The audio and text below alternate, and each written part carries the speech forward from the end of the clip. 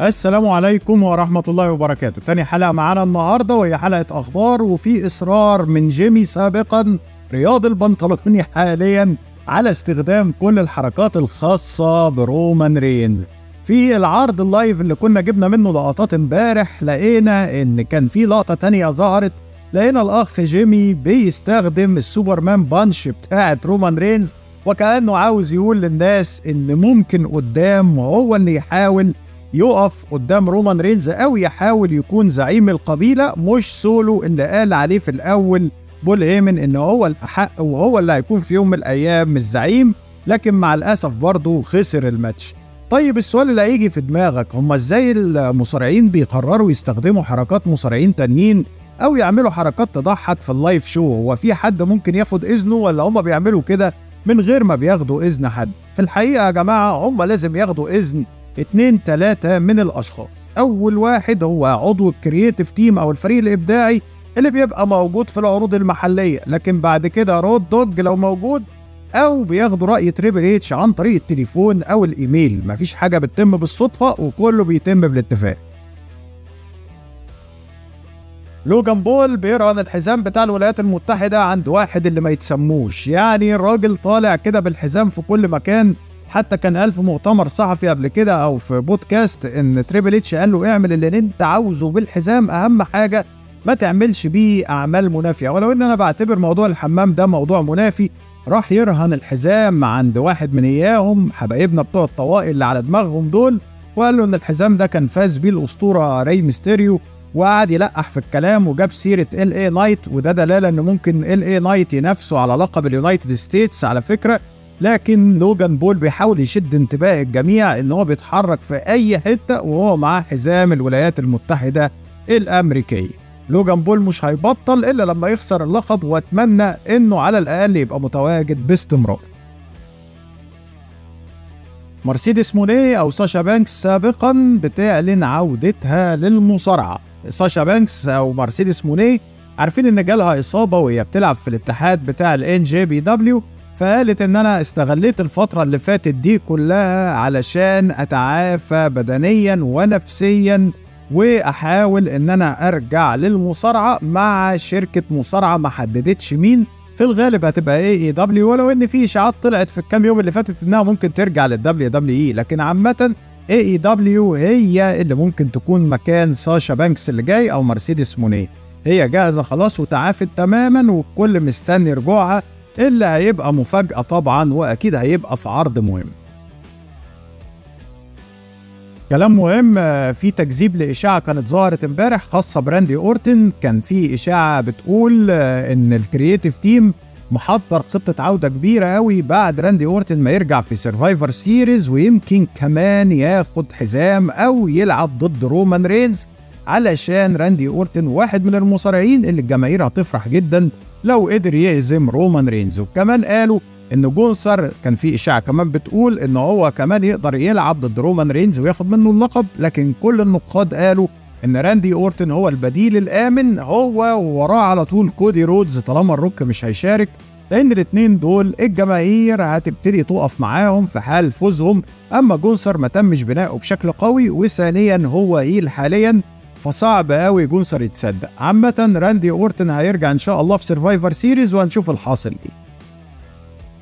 الكل بقى قاعد يقول ده سي ام بانك ذكر موضوع القناع على انستجرام وسي ام بانك راجع اي دبليو، لكن في الحقيقة الموضوع عكس كده تماما يا جماعة. سي ام بانك لسه على خلافات مع اي دبليو، والماسك بتاع الشيطان ده سي ام بانك بوظ القصة في بوست عمله على انستجرام. اللي بعته هو كانت صورة لشخصية من شخصيات المصارعة ايام الدبليو سي دبليو. البلاك سكوربيون دي واحدة من افشل الشخصيات اللي كانت بتبتدي تهاجم المصارعين، فهو بالشكل ده بيشبه القناع بتاع الشيطان بشخصية البلاك سكوربيون، الشخصية الفاشلة اللي ما لقتش اي نجاح في الدبليو سي دبليو، ودي تريقة على اي دبليو. عرض كده لروندا راوزي انها تكون موجوده في اليابان. روندا راوزي فاجئتنا كلنا لما راحت في الريسلينج ريفولفرز، اللي هو عرض من العروض اللي هي يعتبر انديز، وهتظهر يوم 16 وهي بتلعب ومعاها مارينا شافير واثينا ونجمات كتير. واحد من البوكرز اللي هو اسمه روكي روميرو قال ان هو مستعد ان هو يقابل روندا راوزي وهيكون موجود في العرض علشان يعرض عليها دعوة انها تكون موجودة في النيو جابان برو ريسلينج، وكمان ممكن تكون تظهر حتى لو ظهور مؤقت مش ظهور منتظم، تظهر في البطولات الكبيرة. وروكي روميرو أكد ان هي شخصيتها وأدائها على الحلبة متوافق مع الأسلوب بتاع ستار دوم أو الأسلوب الياباني، والجماهير هترحب بيها جدا. لما نشوف هتعمل ايه.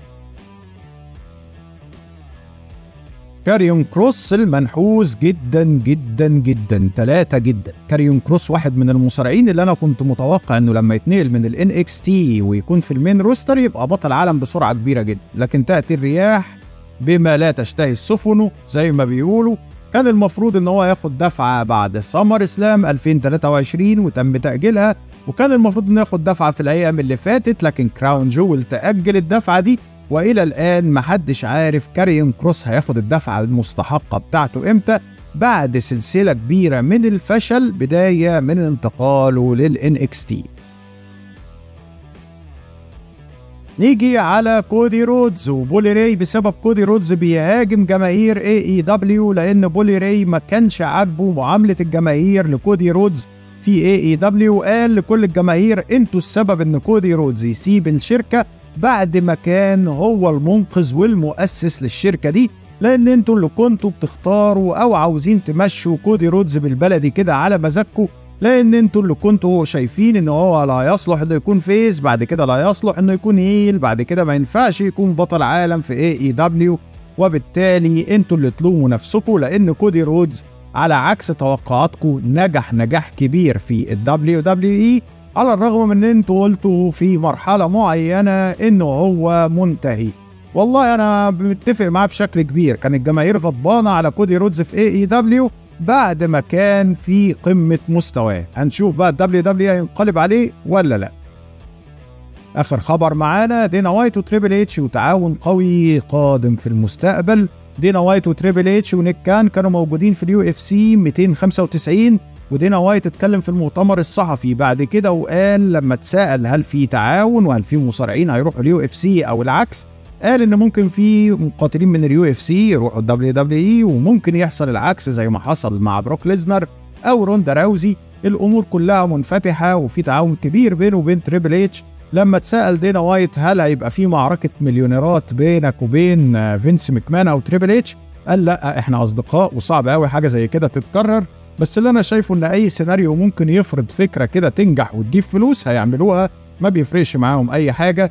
دينا وايت سعيد بالتعاون ده وسعيد بالصداقه اللي اكتسبها مع فينس مكمان بعد ما كان فينس مكمان اصلا مش طايقه ولا طايق اليو اف سي زمان.